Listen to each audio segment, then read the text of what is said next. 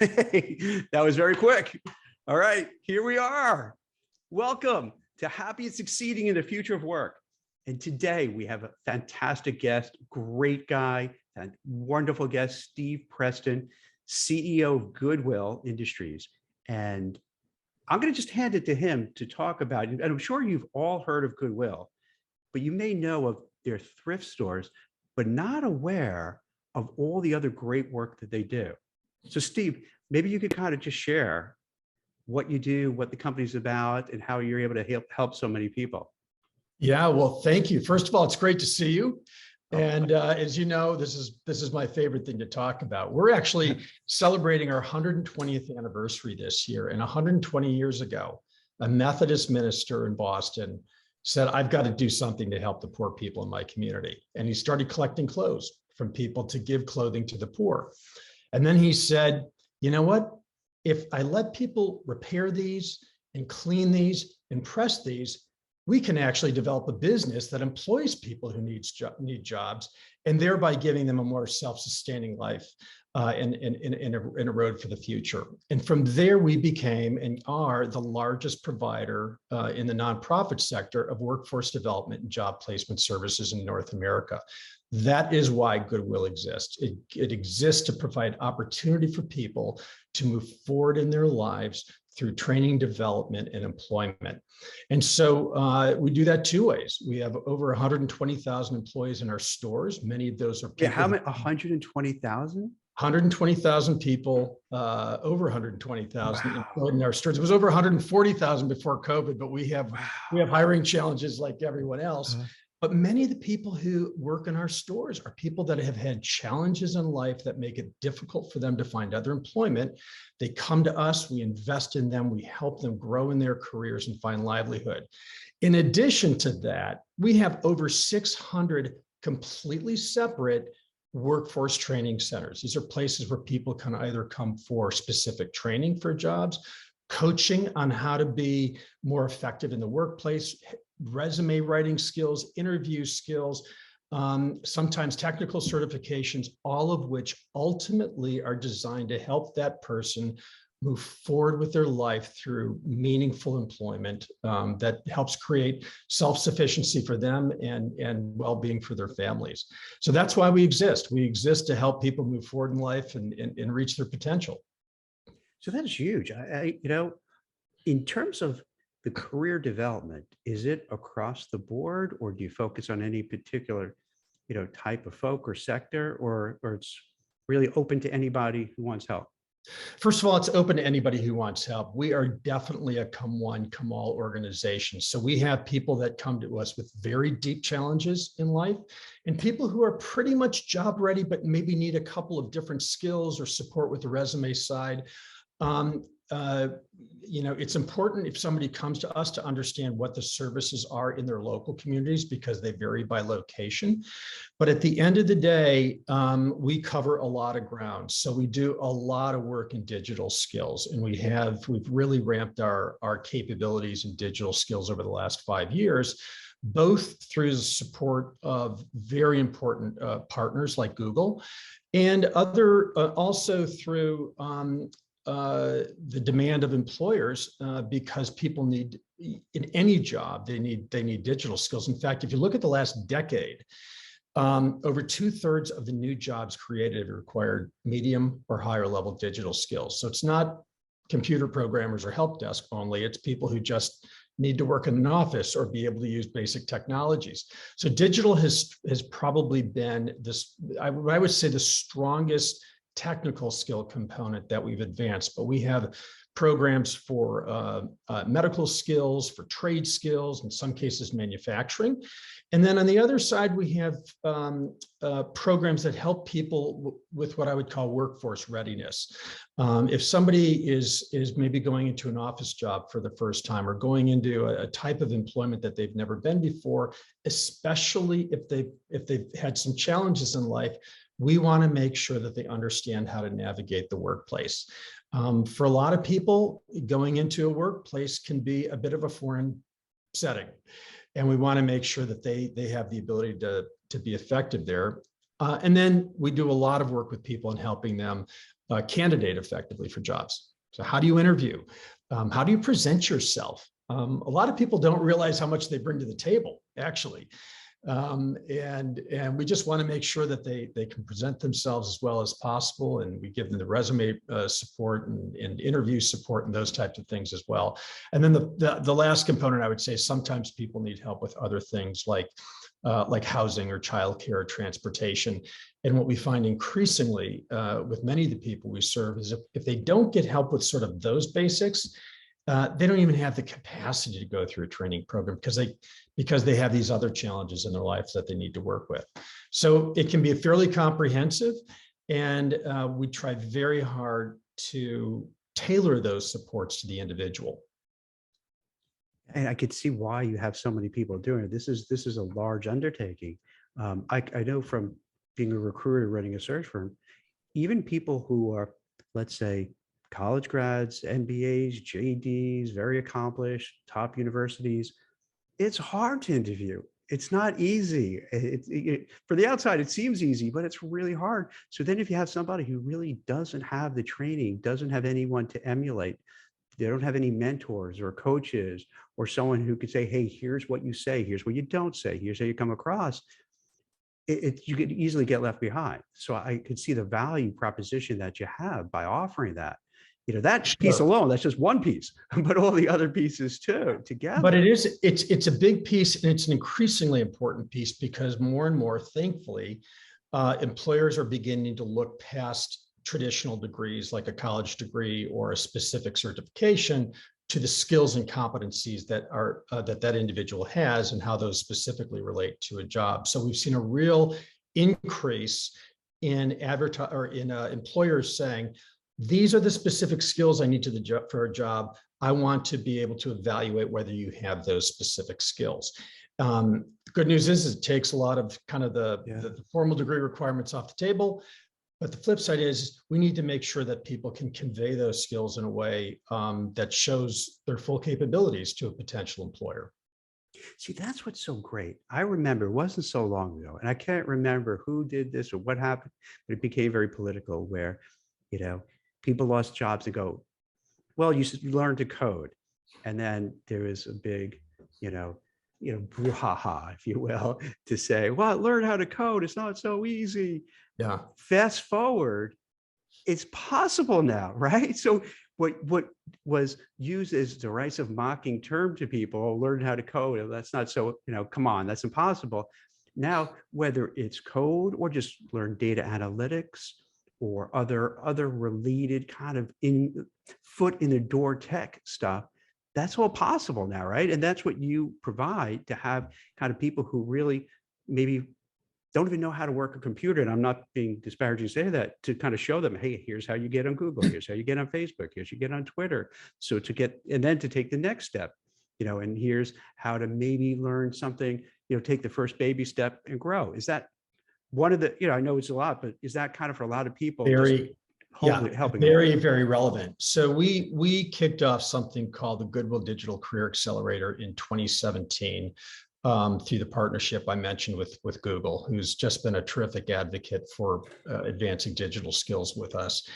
And over the first 3 years of that program, we touched over 1 million people with some level of digital skills provisioning. A lot of those that's a lot of people. You say that so casually, Steve. No, it's a lot of people. Helping 1 million people is a lot. Yeah. It's a lot of people to help. It's a lot of people.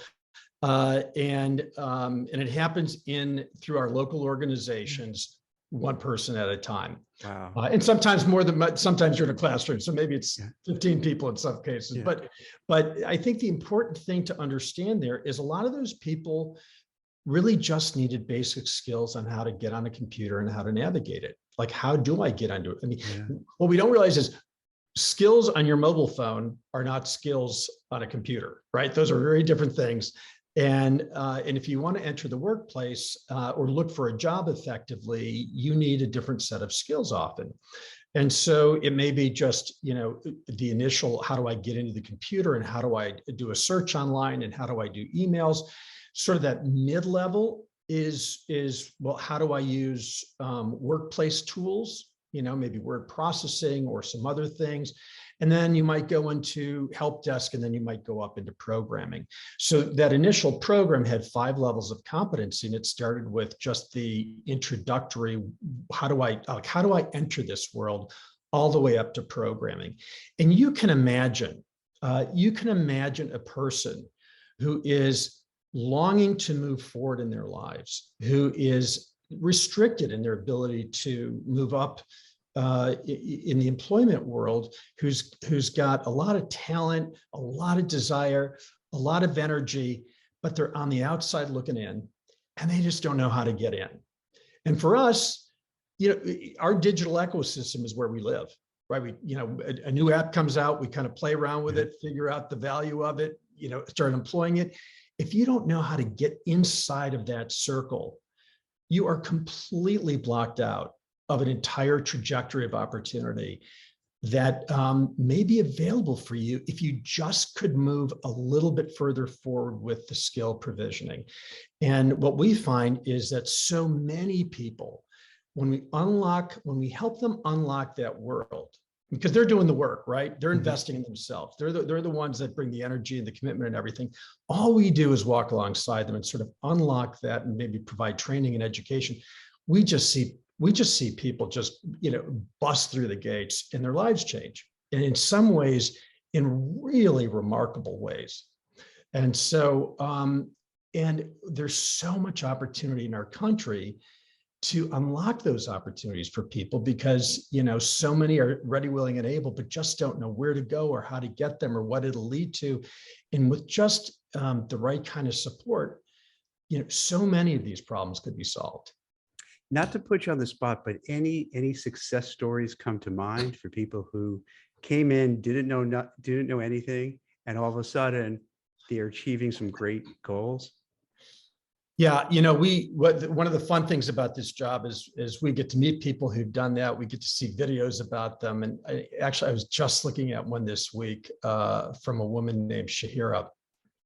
And she was a woman who came over from Jordan a number of years ago. She has 4 children and was in a very difficult home environment. Didn't speak English well, didn't have a job, was completely dependent upon her husband, was unfortunately in a domestic violence situation, and then eventually kicked out of the home, and her children were homeless, and she was, right? She tells the story about coming to Goodwill and trying to enter the Google IT support professional program. And she needed to pass some introductory level capabilities to be able to even work within the program. And she said, twice I didn't get through the test, but the third time I got through the test so I could start the program. And I yelled so loud that I woke up all my kids. And she jumped into that program and she grabbed onto it with both of her hands. Training in the evenings, which is often the case, before the kids get up or after they go to bed.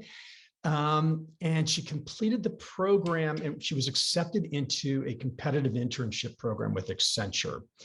And while she was in that program, she applied for a position and she was offered it. And now she's at Accenture. It's completely changed the outlook for her family, and she tells us that, one of her kids says, "Mommy, if this is a dream, I don't want to wake up." Right. That's so amazing. And I tell this story the way it is because not everybody comes to us in that position of desperation by any means, but we had somebody who had limited language skills, limited employment history, was homeless, had nowhere to turn, and within a relatively short period of time had to work to get up to snuff to be able to navigate the tools, and within a relatively short period of time has a job at Accenture taking care of 4 kids as a single mom. And those stories are everywhere. And once again, the support is, I don't want to understate the importance and the level of the support. But when you think about getting from where she was to where she is, it didn't take that much. Now, for some people, it takes a lot more, but it's almost always going to be just completely worth it to see the changed life and to see the change trajectory and to help another human being lean into their potential and realize it. But what's really nice to see, it's clearly you help the people, but at the same time, you do get a great feeling yourself, right? By watching this happen and taking joy in someone else's achievements, to say, Oh, for wow, sure. There's something wonderful about that, right? Where you're like, we were part of this to make this happen. And the people in your organization, it's a great feeling when you help somebody. It is a great feeling. And it's a great feeling seeing human potential unlocked and seeing people who desire so much for a different path forward get the tools and the capabilities to empower themselves and move forward. And it brings confidence, it brings self-esteem. Obviously, it brings, financial stability. And the other thing I would say, and we saw that in this story that I just mentioned, is we saw an intergenerational benefit, right? Shahira has 4 children.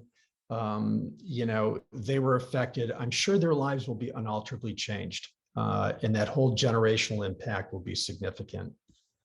What I find interesting too, and I notice this with my kids, it's if you kind of let them do the work and put in the time and effort, they appreciate much more. And it seems that's what happens there, is that you're not handing anybody anyone. You're saying, hey, this is going to be challenging. This is going to be hard work.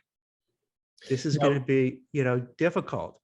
And they're doing it. They're making it happen. Absolutely. People have to be willing to sign up for that. And people have to be willing to invest in themselves. And, like I said before, sometimes work after hours or before hours. I will tell you that I think one of the elements of our secret sauce is career navigation support. We often have individuals that are working with people going through our programs to help them, number one, to do assessments of what their needs are, to help them chart out the journey to their goal, and then work with them as they're going through the training and the development and the job readiness support.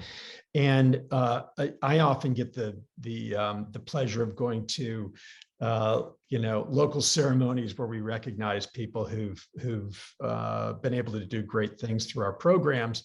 And almost invariably, when somebody like Shahira gets up to the microphone to talk about their experience, they will comment on a person at Goodwill that walked with them through the journey and how critical that human being was for them to get through the journey. And the reason I mention this is because for many of the people we serve, there's no reason that they would expect that there's something great on the other side of this. Many people have not had access to training.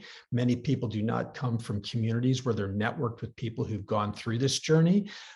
They don't necessarily understand how acquiring a particular skill set is going to connect with a specific job because nobody's ever walked with them through that journey before. I mean, when I think about my children, there was a lot of walking with them every step of the way as they were choosing colleges and thinking of career paths, and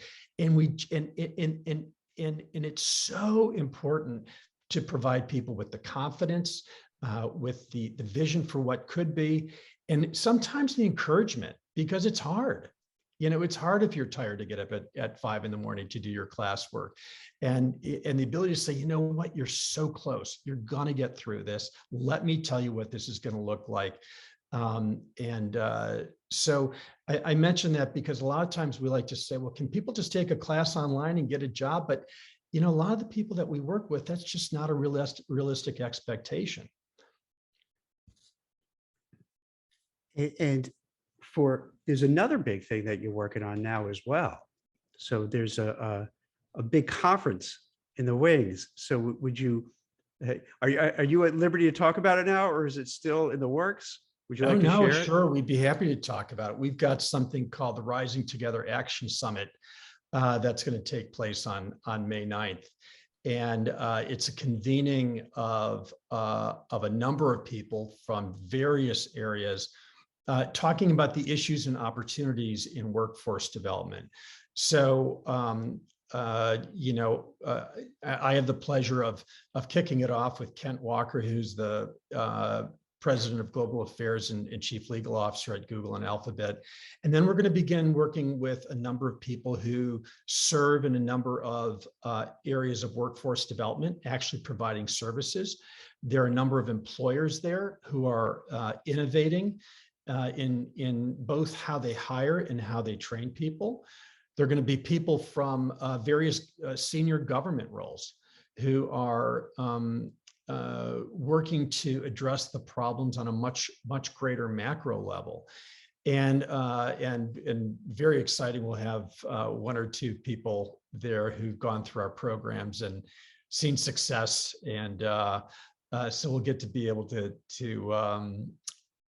see, hear the stories from individuals, which is so critical for all of us, because that's where we see it come alive.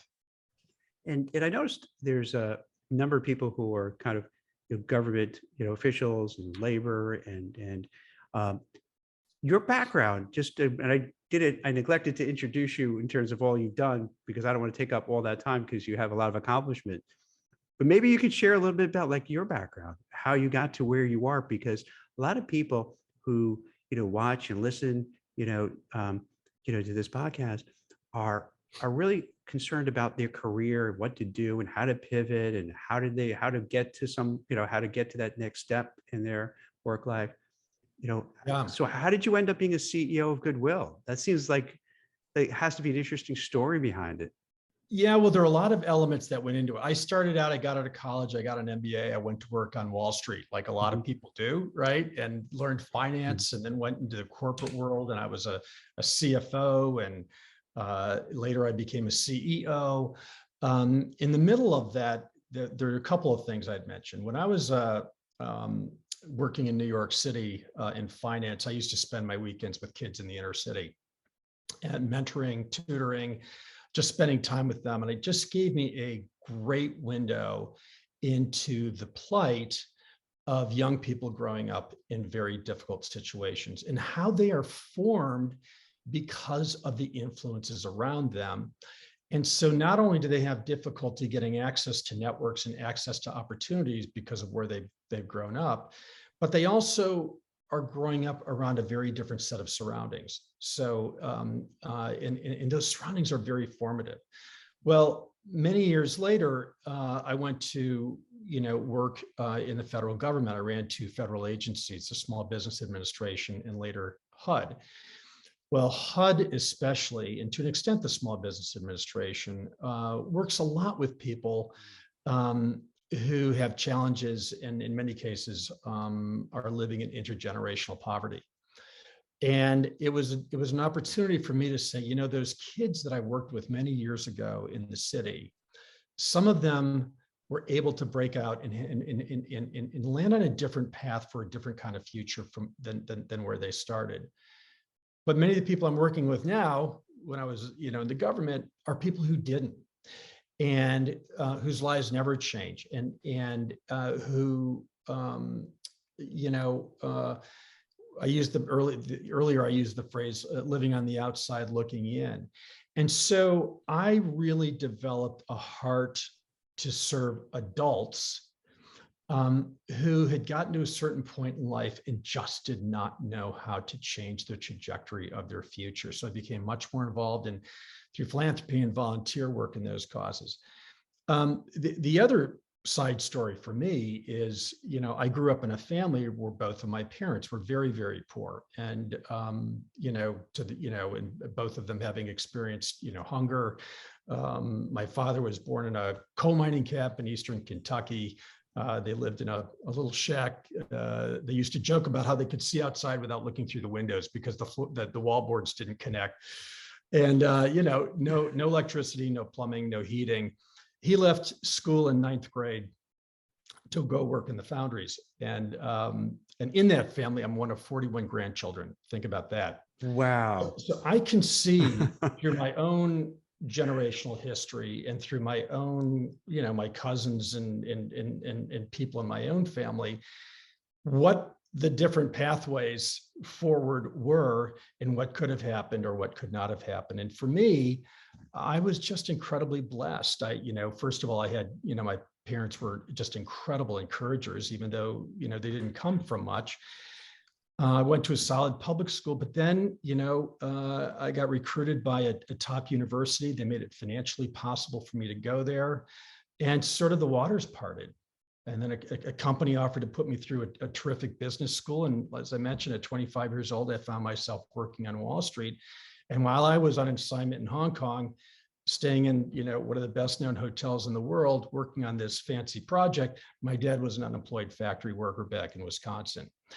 And so I tell that story because my own pathway and my own experience juxtaposes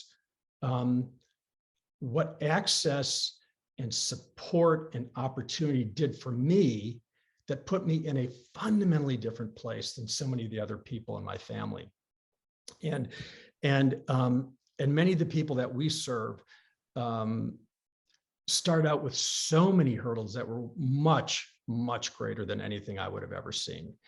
And they need that access. They need that support. They need us to walk alongside them and help them to that next level. But there's every bit of talent and opportunity and energy for people to change the trajectory of their own lives. So it's both what I've experienced in life, but it's also very much linked to my own personal history.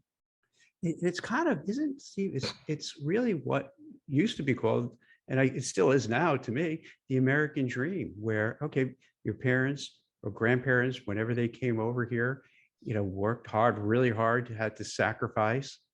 But then look at yourself, that you were able to really do some fantastic things, have some meaningful work on Wall Street, and now give, also meaningful work, but also giving back.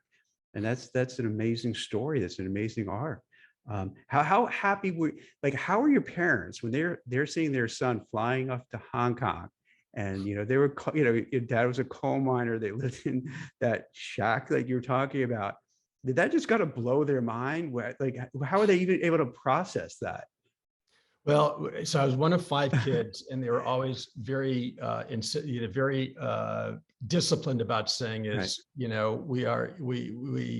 We're equally proud of everyone in the family, right. and they had reason to be equally proud of everyone in the family. All my siblings, did great things, but I think they. It's funny. Sure, they were happy for me. But my conversation with my mother would more likely have been, are you working too hard? You don't have to be, maybe you should take an easier job. Why don't you move home? Why are you flying so much? What's wrong? Why are you flying so much? Stay at home. You have kids, you have family. What are you doing? You have enough money. So it was, I think one of the greatest joys along the way, though, was to, because of my service in Washington, was to, they had an opportunity to meet the president and chat with him. He was very congenial person. Now, which president is this? It was President Bush 43. Yeah. And wait, Fred, that was the first Bush?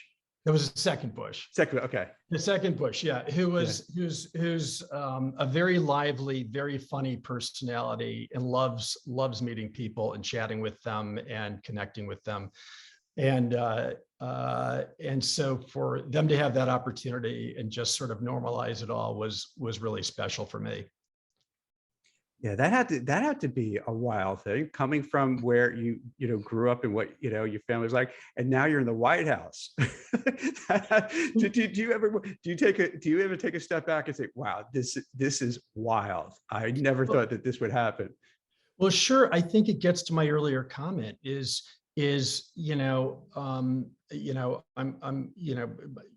my grandfather was a coal miner, and I sat on the cabinet. I mean, now that happens only because I was given opportunities, I was given access, the chips fell my way. Now, granted, I worked hard along the way. Hopefully, some of it wasn't all luck, but a lot of it was luck. Right. And that's when I meet people and I see the opportunities that they have in front of them. Like, I know that's possible for so many people, or some version of that. And so yes, I'm sort of amazed that it all worked out. I also am very cognizant that it may not have happened that way, and it may have happened very, very differently, and that there are other people who may have had the exact same pathway if they'd been given the opportunity. And that's why I feel so important that it's so important for us to be committed to giving people opportunity to reach their potential. Yeah, I love that, because it shows that you could come from humble beginnings and literally had a shack, that you lived in, but hard work, dedication, motivation, and yeah, it's crazy how luck does play into it. I hear that from a lot of people who I speak with, being in the right place at the right time, and it kind of comes together. So if you're fortunate, you have all those, you can have great success. But then maybe if you don't have all of them, some of them you can still do really well too. So You can that still do really right? well, but And you if need you, access. yeah, You need to be able to develop yourself, and you need a vision for what a path could look like. And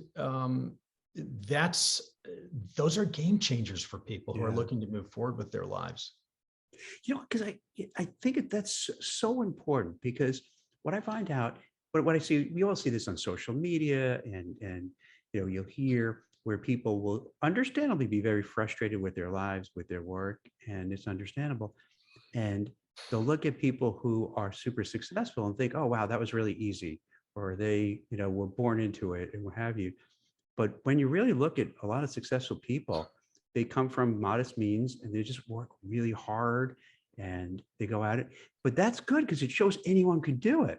It shows that if you apply yourself, if you're motivated and you want to learn, and it seems so it sounds like, in addition to the hard skills that you're teaching people with the upskilling, is to say, hey, we have faith in you. A lot of people never hear that. You were Yeah. fortunate with your family. I was fortunate with my parents. They were very encouraging as well. But a lot of times parents aren't that encouraging, or they just don't know themselves and they don't know how to help and nurture. So they need it from other people, so that your organization could help foster that, right? And they I could help think them that's learn and evolve, right? And Jack, grow. that's such an important point. One of the most important factors in my story was two loving parents that may not have known kind of how to direct me, Yeah. but they did know that education was a path out. I heard that every day of my life. Education is the path out. Yes. And they encouraged me, and they believed in me, and they supported me. And many of the people that we serve did not have that. Yeah. And kids growing up, I mean, think about, a kid who grows up in the Austin or the Austin neighborhood of Chicago with, violence, poor educational system, Yeah. a potentially difficult family system. 11-year-old boy who gets beat up on the way to school unless he joins a gang to protect himself. I mean, we have to dignify the challenge. We have to understand the challenges that people face and dignify who they are because of those challenges, if we're going to help them the right way, and understand what it takes to help a person move forward based on the challenges that they've had in their lives. And we see it. It's actually Second Chance Month right now, where many of us are recognizing people who've had a history with the justice system and who've moved forward in life. And I think that's a group of people whose challenges have been just remarkable.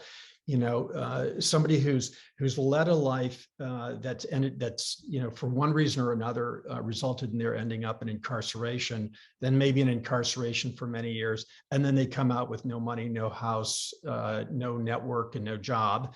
And we say, well, okay, now you got to get a job and move on. Well, come on, like, let's look at that person. Let's look at the potential there, but let's be realistic about the support they need to move forward in life. And if they can get that support, oh my gosh, those are the stories. Yeah. Those are the stories that just sing, because people have to overcome so much, but their lives are changed so dramatically. And increasingly, we're seeing through surveys, in many case studies, that companies who hire people who've had a history with the justice system often find their best employees because they're loyal. They're so thankful for the job. They want that community and they want to succeed on a different path. They don't, so, I know I'm going down a path here, but we've got to understand who people are and what their needs are and what they've dealt with in life. And if we can support them relevantly, the success rates can be enormous, and we can address, I think, many of the problems in our society through this pathway into meaningful employment with the right kind of support. I love that. It's great. So how about this? Is there a way, if people want to help out, whether it's through a donation, whether through its time, whether through its, I'd be glad to help out with career coaching. I know that well. So if there's other ways to do it, how can people get in touch with you or your organization to say, hey, you know what? I really believe in this cause. I think I agree with Steve in that if, people could learn, these digital skills, and this way they can improve their lives and make it better for their family. Hey, I'm all for that. I want to help. I want to contribute somehow. Yeah. What can they do? Well, first of all, we love our donors and we love our shoppers. So keep that up, because a very important part of that store network is, number one, the jobs it creates for people who need them, but also any excess profits from those stores are available to fund workforce development or other programs. And so it's a very rich social enterprise model. That's number one.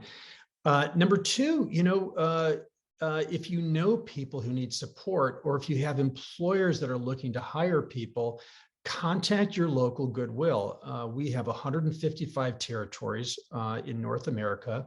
Those are hyper-local organizations. They're independently organized.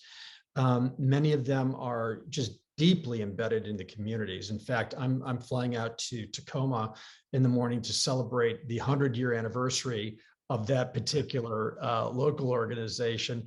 And so you still fly around, you still don't rest. I still fly around, and I love to go to, all the action is at the local level.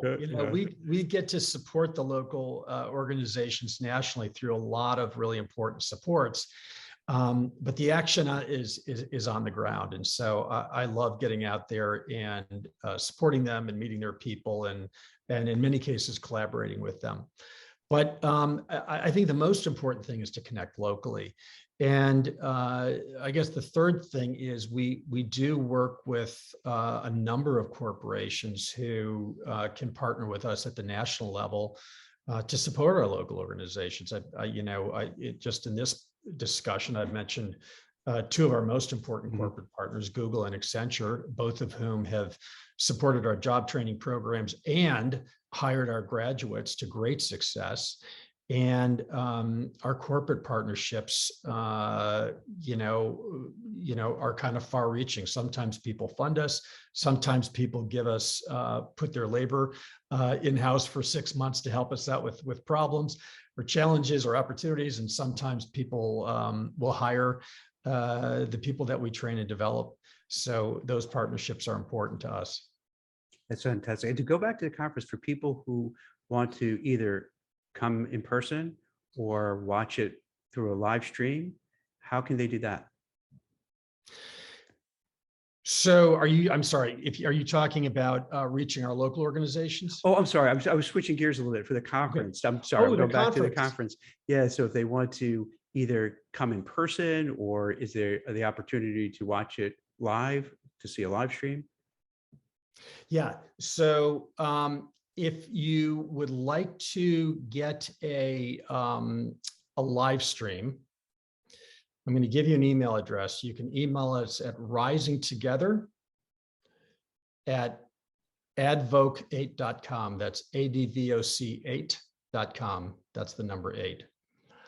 and we can get you connected with an invitation to a live stream.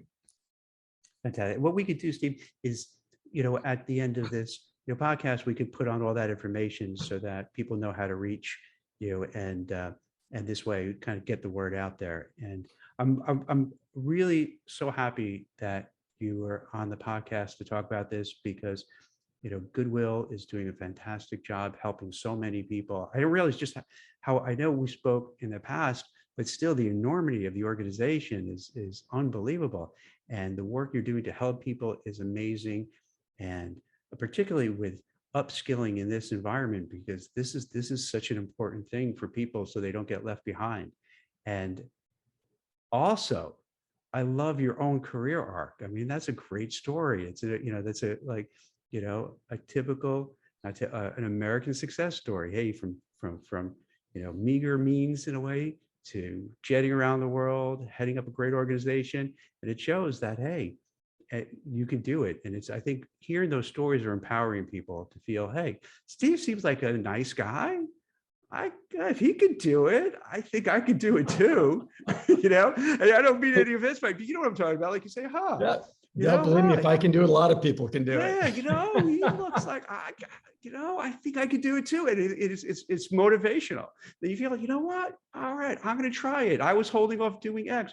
I was holding off and trying to get a new job, or ask for a promotion, or ask for a raise, or maybe pivot to a new industry, or maybe learn how to code, and I was afraid to do it. But let me give it a shot. So this is what's so great about these conversations, because there's so much negativity in the world that you don't need more of it. You need more of people like yourself who are saying, hey, here's things we're doing. We're trying to make it better. We make the world better, help people out, help improve their lives. Get someone who came to this country, didn't speak English, was in a domestic, unfortunate, horrible situation, but rose above it. And now is it working at Accenture? I mean, that stuff is fantastic. It's fantastic, because it shows that these things are possible. And that's what we need now. I think we need more of these kind of stories. So I was so excited to have you on, and so glad, Steve, that you're able to share it, and excited about the conference as well. Yeah, well, thank you so much for having me on. As you can tell, I could talk about this all day long, but I think every one of us has an opportunity to believe more in people and believe in more in the possibilities for people. And if we can give them the right kind of support and the right kind of access, I think we can solve so many problems in our society by just investing in people's potential. Well, that's great. That's a great way to wrap it up. Well, Steve Preston, thank you, CEO of Goodwill. Thank you. And also a fantastic person. Thank you so much. Have a great weekend, and and soon, before you know it, there's going to be an awesome conference as well. Yeah, thanks so much. Thank you. Take care. Take care. Bye-bye. Bye.